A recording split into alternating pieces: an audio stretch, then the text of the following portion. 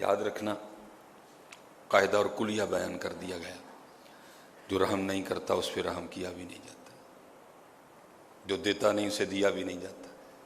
جو معاف نہیں کرتا اسے معاف کیا بھی نہیں جاتا، جو کسی کا نہیں چھپاتا اس کا بھی نہیں چھپایا جاتا۔ رحم کرو رحم کیے جاؤ گے، دو دیے جاؤ گے، معاف کرو معاف کیے جاؤ گے۔ اور بڑی شان ہے جی، بڑی شان ہے۔ حضرت سیدنا عبداللہ ابن عمر رضی اللہ تعالی عنہما سے روایت ہے جس کا مفہوم ہے، آپ فرماتے ہیں حضرت سیدنا ابو بکر صدیق رضی اللہ تعالیٰ عنہ فرماتے ہیں ہمیں یہ بات پہنچی ہے کہ قیامت کے دن اللہ ایک منادی کو حکم دے گا اور وہ ندا کرے گا، وہ شخص کھڑا ہو جائے جس کا اللہ کے پاس کوئی حق ہے۔ کون جی کھڑا ہو جائے؟ وہ شخص کھڑا ہو جائے جس کے پاس اللہ کا کوئی حق ہے۔ تو حضرت صدیق اکبر فرماتے ہیں جتنے بھی معاف کرنے والے ہوں گے نا وہ کھڑے ہو جائیں گے اور پھر اللہ پاک ان کو معاف کرنے کا بدلہ عطا کرے گا۔ اور حضرت جی آئے ہائے قربان جاؤں، ایویں تو نہیں آدم چشتی نے کہا تھا ہم نے ادا کے مظالم کا گلہ چھوڑ دیا، دیکھ کے تجھ پہ جو اپنوں کے ستم یاد آئے۔ کیا کیا نہیں ہوا آپ کی اور میرے محبوب کے ساتھ، لیکن پھر ایک دن وہ بھی تھا جب حضور واپس آئے فاتح ہو کے، مکہ فتح ہو چکا تھا۔ آج ہر بندہ ڈر رہا ہے، ہر بندہ گھبرا ہے، کیونکہ سب کو پتا تھا ہم نے حضور کے ساتھ کیا کیا نہیں کیا۔ پتھر مارے، نماز پڑھتے ہوئے آپ پہ اجڑی رکھی، آپ کو دیوانہ کہا، آپ کو مجنون کہا، آپ کی بے ادبی کی، آپ کے جانثاروں کو شہید کیا۔ حضرت امیر حمزہ بڑی بے دردی سے شہید کیے گئے، کیا کیا نہیں ہو، سب کچھ ان کو پتا تھا۔ لیکن جناب ابو ہریرہ رضی اللہ تعالیٰ عنہ فرماتے ہیں جس کا مفہوم ہے جب حضور فاتح ہو کے مکہ آئے نا تو آپ نے سب سے پہلے بیت اللہ شریف کا طواف فرمایا، پھر آپ نے 2 رکعتیں ادا کی، پھر بیت اللہ کے دروازے کی چوکھٹ کو پکڑ کے آپ نے کفار مکہ کو مخاطب کر کے فرمایا ما تقولون، آج تم کیا کہتے ہو میرے بارے میں، وما تظنون، اور تم کیا گمان رکھتے ہو آج میں تمہارے ساتھ کیا سلوک کروں گا۔ تو آگے سے وہ جتنے کافر تھے نا وہ کیا کہتے ہیں، آپ ہمارے بھائی ہیں، آپ ہمارے چچا کے بیٹے ہیں، آپ مہربان ہیں، آپ درگزر کرنے والے۔ حضرت ابو ہریرہ کہتے ہیں کافروں نے یہ بات 3 بار کہی آگے سے۔ حضور نبی علیہ السلام نبی رحمت نے فرمایا میں تو وہی کہوں گا جو حضرت یوسف نے اپنے بھائیوں سے کہا تھا، لا تثریب علیکم اليوم، آج تم پہ کوئی سختی نہیں، آج تم سے کوئی پرسش نہیں، یغفر اللہ لکم، اللہ بھی تمہیں معاف کر دے، وہو ارحم الراحمین۔ حضرت ابو ہریرہ فرماتے جب حضور نبی علیہ السلام نے یہ بات ارشاد فرمائی تو کافر اپنے گھروں سے اس طرح نکلے کہ جیسے مردے قبروں سے اٹھے ہوں، اور کہتے ہیں اس دن تقریباً کفار نے اسلام قبول کر لیا۔ معاف کرو حضرت، درگزر کرو حضرت، ہم معاف نہیں کرتے۔ میں حضرت یہ آ رہا تھا تو راستے میں ایک ٹیلی فون آ گیا، بھائی یہ آپ کے سامنے اتنے احباب ٹائم لینے والے آئے ہیں، بندے سے وعدہ کاٹا ہو ہی جاتا ہے۔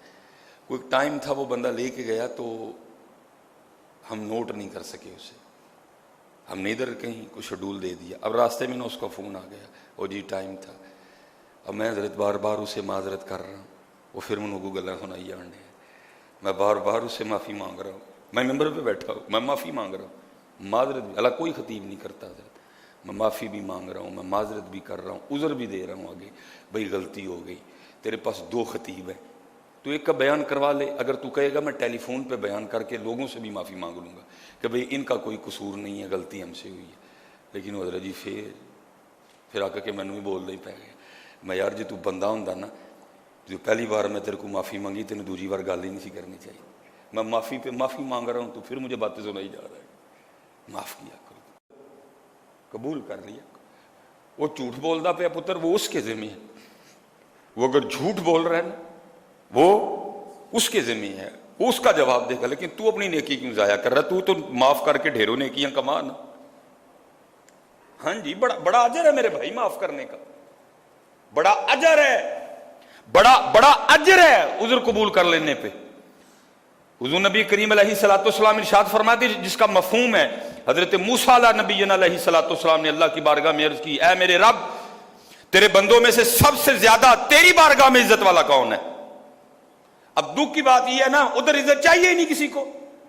ہم تو ان جھوٹی عزتوں کے متلاشی ہیں۔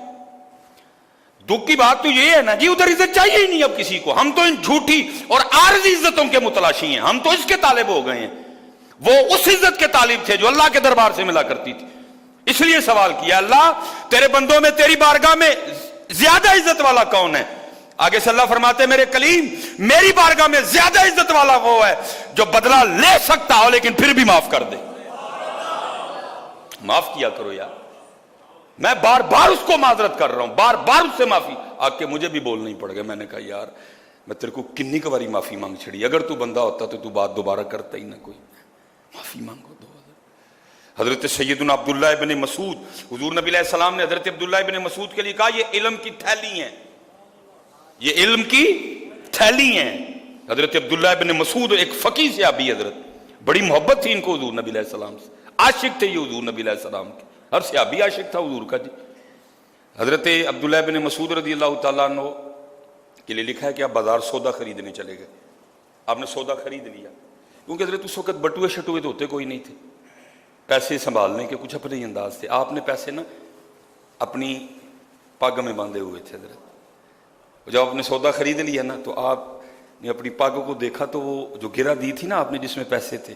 وہ گرہ کھلی ہوئی تھی اور اس میں پیسے نہیں تھے۔ آپ نے فرمایا جب میں بیٹھا تھا تب تو پیسے تھے، پیسے کدھر گئے؟ اس کا مطلب تھا کہ پیسے چوری ہو گئے، کسی نے چرا لیے حضرت۔ وہ جو لوگ پاس کھڑے تھے ظاہر جی صحابی رسول تھے، ان لوگوں نے باتیں شروع کر دی، کیا بولا؟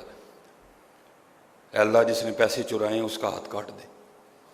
اے اللہ جس نے پیسے حضرت عبداللہ بن مسعود کے پیسے چرائے ہیں اس کے ساتھ کچھ خراب ہو۔ جب آپ نے لوگوں کی باتیں سنی تو آپ اے میرے رب جس نے میرے پیسے چوری کیے ہیں نا،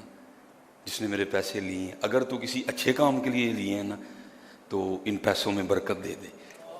اور اگر یہ پیسے اس نے کوئی گناہ کرنے کے لیے چوری کیے ہیں تو یا اللہ پھر اس پہ رحم کر، یہ گناہ اس کی زندگی کا آخری گناہ ہو۔ کیسے لوگ تھے، کتنے بڑے لوگ تھے۔ پہلے دعا کیا تھی، یا اللہ اگر اس نے یہ پیسے کسی اچھے کام کے لیے چرائے ہیں، اس کو ضرورت تھی ان پیسوں کی، تو یا اللہ پھر ان پیسوں میں برکت دے دے، اور اگر یہ پیسے اس نے کوئی گناہ کرنے کے لیے چرائے ہیں، کوئی برا کام کرنا چاہتا ہے تو اللہ پھر بھی اس کو معاف کر دے اور یہ گناہ اس کی زندگی کا آخری گناہ بنا دے۔ حضور غوث اعظم رضی اللہ تعالیٰ عنہ،